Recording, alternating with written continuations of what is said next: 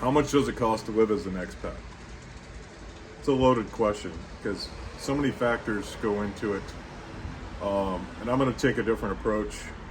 I'm not going to tell you, I'll tell you right off, I'm not going to give you a number. I'm going to give you some numbers I use as guide rails, but they're not my actual numbers.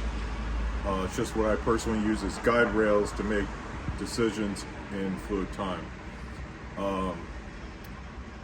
Now I did this totally different, but looking in hindsight, a year ago, before I left America, I would be sorting out these things in this order.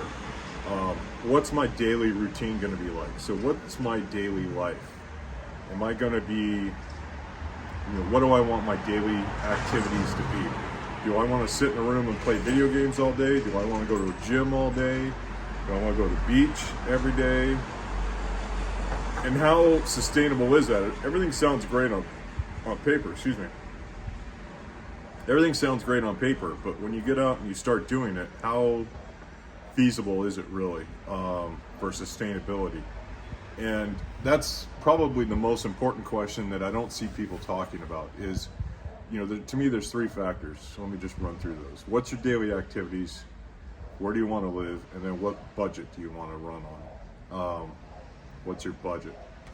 When I talk budget, I'm talking just, you need to figure out your own health insurance. People have got all kinds of, known health insurance, crazy good health coverage, crazy medical problems.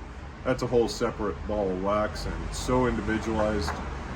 You need to find those people who dive into that topic and figure out what's the right answer for you. I'm just talking about your basics, food and survival, transportation, stuff like that. But the big thing is what are you going to be doing? Do you need to be around other expats? Do you want to live in a cabin on the beach? Do you want to live downtown somewhere? Now, I've been very selective. I go places where I don't need a car. That's one of the ways I was able to afford going expat, nomad, whatever term you want to use, is taking that expensive a vehicle and rolling it into my budget, my usable budget. So once you sort out your daily routine, practice that at home and see if it works. Like for me, my daily routine now is walking.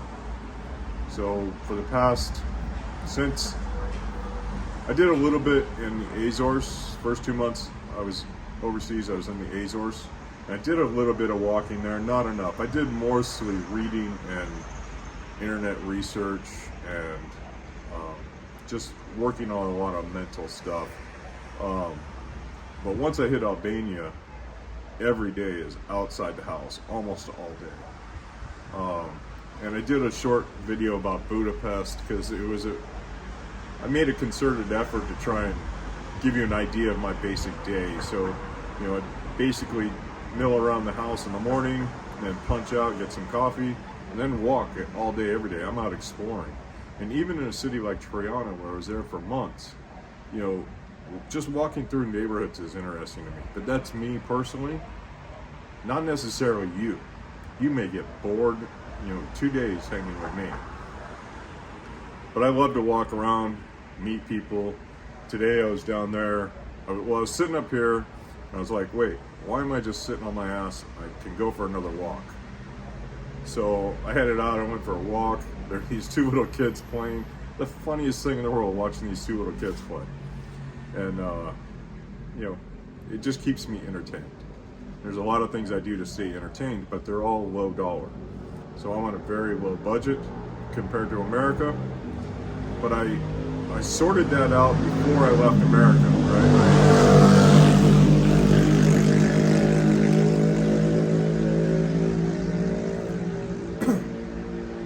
I sorted out my budget before I left America. So in America, I was living on $1,600 to $1,800 a month and living just fine. That was my bare bones budget. And that's not a glamorous life by any way, shape, or form. But I knew if I wanted to go overseas, be successful, and make it the long run, I knew I had to be able to live like that.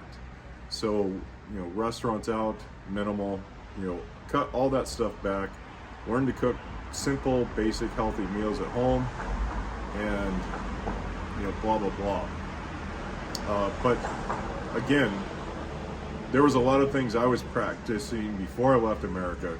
And the one thing I would really stress is if you're thinking about moving overseas, envision your daily life and practice it and see if that's what you really want out of life.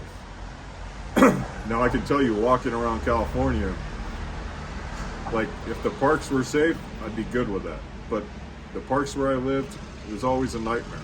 A dog off leash harassing you, all kinds of problems. People, trash.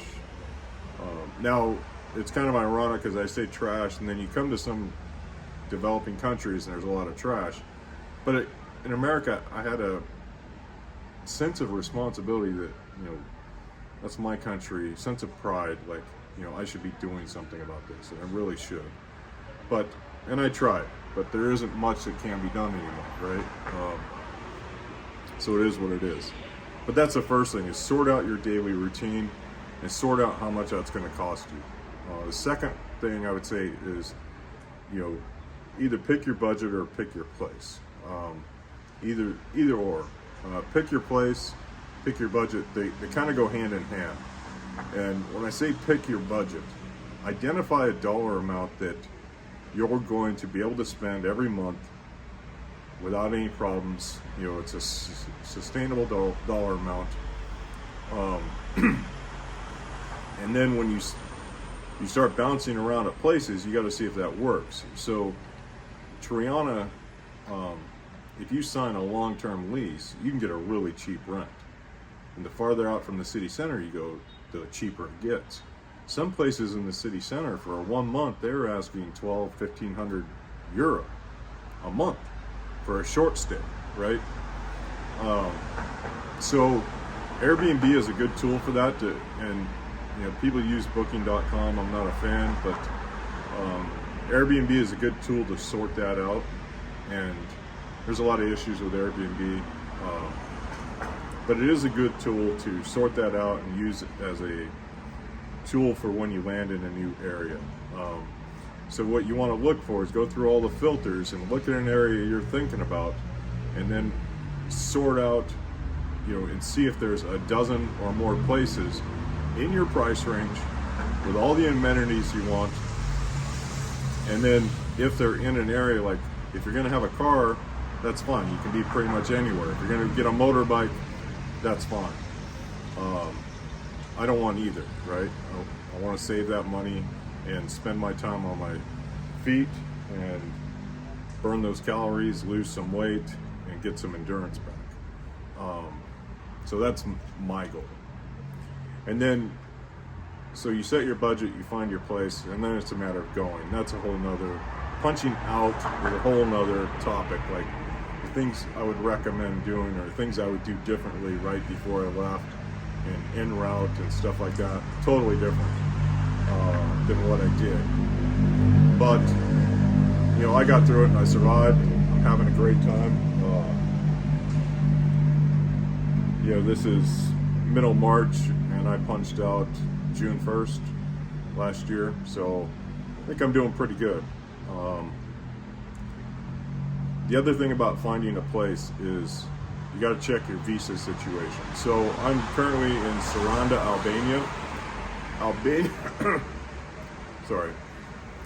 Albania has a great visa program for Americans, and double check this anytime anybody says anything about a visa program. Double check it, because they change. To the best of my knowledge, you can show up here, stay 364 days, and then you have to leave. I can't remember if it's 1 month or 3 months. You have to leave the country for an extended period of time. Then you can come back and repeat. Now the SAGEN, or basically EU, they've got 90 days in, 90 days out, and it's rolling. So you've got to, one, make sure you understand what I mean, 90 in, 90 out, and rolling. And then two, you've got to be hyper aware that if you're coming to Europe, So the 90 in, 90 out, you've got to be hyper alert to that, because it can really kind of put you in a bind if you're not careful. And then once you do that, if you're gonna slow bounce or fast bounce, or stick and stay, you can sort that out. But you want to look at transportation and how much stuff you're bringing. So if you're gonna stick and stay, you can bring whatever you want. Honestly, I would say, depending on where you're going, there's certain things to bring, certain things to just forget. The biggest thing, if you're a fatty, clothes. You got to be careful where you're going, because some places you can't buy clothes when you're a certain size. It gets very difficult. Now, if you're going to Southeast Asia, the visa requirements are much different. The Philippines, you can come in and stay 30 days free and then renew, and there's all kinds of renewal programs. There's all kinds of people that can go over that. Indonesia, Bali, Thailand, they all have their own programs. But once you figure out your daily routine, figure out your budget, find your place, that to me is really the core. When I say find your budget, how much do you have to spend? Because it's, there's tons of videos of people living on $500 or $1,200, and you can live like that pretty much anywhere in the world, is my estimation. It's just a matter of, do you want to, and is that going to be something you enjoy? If I were living in the Philippines on $1,000 a month, I would not enjoy it very much. I've been there enough to know the prices, and it wouldn't be a pleasurable experience for me. Living here on $1,000 a month would be, Saranda would be near impossible in the summertime. June 1st, rents here, go exponential. In Triana, I could probably do it. The locals there, the minimum wage or the base wage for low-paid locals is about 400 USD. So I could probably pull it off in Saranda, but I wouldn't be going anywhere. I wouldn't be bouncing over to Italy for a weekend. I wouldn't be bouncing up to Poland, right? I would have to really save and plan to make any sort of movement. The nice thing about the way I set up my budget is I've got the flexibility where every month or two, I can take a side trip or I can just move. And that's the way I set up my plan. But again, I basically started with my budget and then started looking, where can I go, and then sorted out my daily routine. And I would do it reverse if it were me. I would do the budget and where simultaneously. Now, as far as my numbers, my guide rails are, I try to live on a $2,000 a month. And that is going to restaurants, that is eating out, that is taking trains, that is everything. And then, occasionally I'll use another $1,000 a month to go somewhere or do an excursion, or, I went to Istanbul a few months ago. In Poland, I spent a month just bouncing city to city, and that was mostly hotel stays. But the way I look at my budget is, ideally I want my rent around $600 to $800, and then the rest of that money to be just fluid. I've got a phone bill that T-Mobile's been kind of screwing with me the last few months. So they weren't charging me for Wi-Fi calls, and all of a sudden they started charging me for Wi-Fi calls. So my bill went from negligible to holy bejesus, and then no warning. And now it looks like they're going to cancel my service. So we'll see what happens. But it is what it is, right? You just adapt and overcome. So I've got a few other little bills that come out of that. I kind of cut my budget in half, and half for rent, half for living expenses. And that, if I need a new pair of shoes, that comes out of that $1,000. If I need this, it comes out of that $1,000. And I kind of work that, I fluctuate it, right? So, I may go to a really nice restaurant and then eat really cheaply for a week, right? I use a lot of yin and yang, push and pull there with that, so I can experience a wider range of things. It'd be totally feasible for me to just eat, rice and meat every day, a couple vegetables, throw it in a pan, make some soup, and blah blah blah. But I wouldn't enjoy that as much. So I'm not out here to survive. I'm out here to live. And I think that's a big thing about, the big advantage of going expat out of America is to get out and actually live. So I say so and write way too much. But I just want to hammer this home, right? Sort out your expected daily routine. Sort out your expected daily activities. Are you going to be golfing? Are you going to be scuba diving? Are you going to be snorkeling? Where can you do that? And what kind of budget can you get by on there? And always plan to have significant extra money in your budget to deal with problems. I was in Budapest. And boy, I've got so many stories about Budapest Airbnb. It's like everything that could happen with Airbnb happened in Budapest. But there was I checked into a Airbnb and I'm like, this ain't working. I'm supposed to be there, 6-8 days, maybe 10 days. And I'm like, this ain't working. And so I had the ability to go get a hotel that night or, and then react and adjust.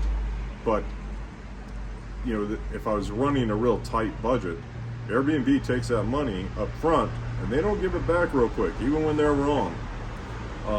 Even when the host is wrong or, there's a problem. So you need to have that cushion, that flexibility. The rule of thumb, having 3 months cash available is a good rule of thumb. So, look at your expected budget, and when you punch out of America, you should have that cash 3 or 4 months of your living expense budget. So if you're using the $2,000 budget, you should have $6,000 to $8,000 cash just sitting as a reserve. And if you pull out of it, you've got to restock it immediately. And you should have an emergency fund of some sort anyway. If you fall down and break a leg, what's your answer? There's many things that can run awry. If you lose all your bags, your phones, everything, imagine you go to the beach and you leave everything here, you take your key and your, shorts, and you come back and everything's gone. What would you do? Those are the types of questions you want to ask yourself in the back of your head. Who would you call? Do you have their number memorized? Where would you get their number? Can you sign into your accounts without your phone, without a YubiKey? That's the worst case scenario, but you should be thinking about that in those terms. So, numbers wise, there's a lot of people, they do it on the 1,500 budget. For me, the 2,000 provides you a lot of cushion. If you've got 2,000 free and clear of all your other expenses, I can't see any reason why you couldn't pull this off. And to kind of prove it to yourself, just go to Airbnb and look at different rents. The place I'm in here, wasn't over $1,000 a month. It's pre-shoulder season. Shoulder season would be next month, and then June is the hot season. So it's not peak time, but I got a good deal. I'm pretty happy with it. And my plan is to kind of move and take advantage of situations like that. I don't want to go to Split in August. That's like the most crazy busy time. So I had a good time in Poland in the wintertime. A lot of it sucked. They're not gonna lie. The snow wasn't bad. The cold rain really sucked. And there's a lot of things I wanted to do that weren't available just because of the weather. But, you know, I had a really good time there anyway. And, you know, that's part of that daily routine. Are you able to take a bad situation and enjoy it anyway? So I think that's pretty long, and I think that kind of covers my opinions on budgets and expatting and nomading and you know, I don't have the answer for anyone, right? Because what works for me won't work for you, or may work for you. You know, we don't know. And I think that's true. I've watched a lot of these budget videos where they break down the price of every little thing. And I'll put out a video of, you know, like I'm putting together a video now of shot first couple weeks in Saranda, what I pay for different things. Super excited. It's Sunday, but I just found, it's weird, like I've been looking for a butcher, right? And I haven't found any last couple days. And then I just found this block where there's like 4, 5, 6, I don't know. I lost count, but it seems like this one block all the way around it, there's a bunch of butchers. So I'm gonna head over there tomorrow and get some good quality meat. The little, they don't really have a word for it here in Albania that I'm aware of, but like the little saris or mini Mercados, you know, the little local stores, they usually have some meat, but it's not what I'm looking for. I'm looking for, you know, fresh cut meat that I can then cut up and then cook. You know, I'm not looking for the packaged. I'm not looking for the chicken somebody grew in their neighbor's yard. You know, I was looking at a chicken today. It was in a grocery, like the plastic grocery bag, and you know, it still had the feathers, like, you know, some of the feathers on it. They didn't wax dip it to peel it, so it looked like somebody just, you know, chopped the head off, you know, bled it out, put it in the grocery bag, and then put it in the freezer, and you know, then took it to the store the next day, which is fine. You know, I'm not trying to degrade or belittle or anything like that, but you know, I'm looking for a good thick cut of meat, personally. So I will put out some videos in the immediate future about pricing of small goods like that. But to me, you know, if you're that concerned about your budget, if you're at the what can I do, you probably should stay home and reassess until you get confident in that I can do this on this much, I can do this on that much. You know, until you develop that confidence, I would really be cautious about, you know, buying a ticket. Because the other thing, like, you know, I was in Poland. What if Russia got crazy and, you know, decided to get Belarus to invade Poland, right? I'd want to get out of there in a hurry. You know, what if I go to Moldova and, you know, something happens there? You know, I was in Turkey when the earthquake hit. Thankfully, for me, it was on the other side of the country. But again, you know, if I've got prepaid tickets and something like that happens, I need to just balance. I lose the money for those tickets, and then I've got to buy new, and then I lose the money for the hotels I paid for. I have to, you know, sort out a place to live, right? So you need to have that cushion of flexibility. So if you're trying to sort out how to live on $1,000 a month outside of America, I'd be looking at Mexico or someplace close where your friends can come get you.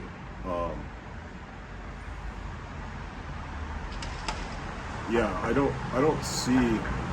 I've looked at a lot of places, both online and, you know, the Philippines is probably the most doable on $1,000 a month.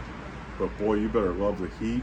You better love the bugs, and you better love rice and fish, because, you know, you're not going to be doing much on $1,000. There's not a lot of hanging out getting a $3 coffee on a $1,000 budget. Even if you get a $200 or $300 a month rent, you know, what's your PG&E or your electrical bill? Water bill is pretty negligible there. Now over here, I've been doing all Airbnbs or similar, so I avoid the ones where they want to charge you separately for those water, internet, things like that. I was looking at this hotel and had a really good rate, but they wanted to charge you every day for Wi-Fi. It was like €6 a day for Wi-Fi, and then they wanted to charge you for fresh towels, and so the really good rate just vanished, you know, instantly. So, you know, be careful, but if you can free up $2,000 and you want to hit the road, I don't see any reason to be sitting at home right now, other than you're putting your affairs in order to go. You know, I mean, honestly, and the way I started traveling, not nomading, but just traveling, was I was able to free up enough money. And here's something to think about to start testing this out, and then I'll cut this video out. Last little tidbit here. If you want to see if nomading or, you know, traveling is your thing, what I did was I worked my budget really hard in California. I got it down to where I could afford a weekend trip once a month. And once I could afford a weekend trip once a month, I mean, out of town, at a hotel, then instead of taking that weekend trip once a month, the first month I would buy plane tickets, the second month I would pay for the hotels, the third month I would put cash in my pocket, and the fourth month I would go. And so everything's paid up in advance. There's no risk. You know, get insurance when you do it that way, and everything's paid, and so I can just go, relax, and not stress, and I have cash in my hand because I saved that from the month before. And once I did that a few times, I was really comfortable. And then what sparked this whole nomad thing is bucket list on a budget, you know, lifestyle, was I realized once I was there, I could afford to stay if I didn't have to pay rent in California. If I didn't have a car payment in California, I could afford to stay there indefinitely, pretty easily. And it's like, what am I going home to California to do? I'm going home to California to save to go back. So how many times am I going to pay this airline to ferry me back and forth, and, you know, always feel rushed when I'm in the Philippines or in Bali or wherever? And I ended up in Albania, Portugal and Albania. Best thing that ever happened for me. I love this place. I do plan to go to the Philippines soon, but this is pretty great. And hopefully you got all that. So again, just because I like to repeat myself, 3 things. Sort out your daily routine. Sort out how much money you have every month to spend on your lodging, food, all that, and sort out where you want to go.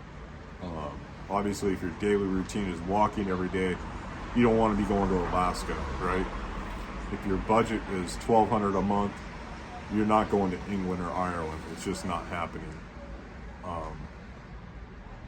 And then kind of sort out where you're comfortable splitting your budget and say, okay, I need to get my rent under this, and then this much for food. You know, I think once you nail those 3 things, all these budget videos are just meaningless. You know, what you want to be looking at, in my estimation, is rent, and then maybe transportation. Like if you need to go to the next city, that's an important number to know. If you need to go to the next country, that's an important number to know.